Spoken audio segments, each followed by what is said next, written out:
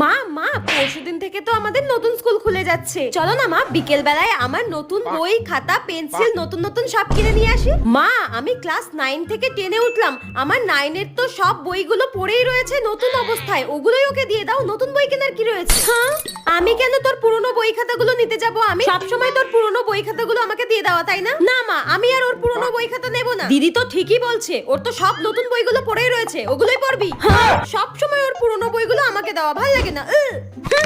আমি দিদির বইগুলো বার করে এনে দিচ্ছি, ওগুলোই পড়বি, একদম চেক করবি না। এই নে ধর ধর বইগুলো ধর। হ্যাঁ আমার আর এই জন্মে নতুন বই পড়া হবে না এই শাকচুন্নিটার জন্য, ধুলো ধুলো পড়ে রয়েছে, দেখ ভালো লাগে না।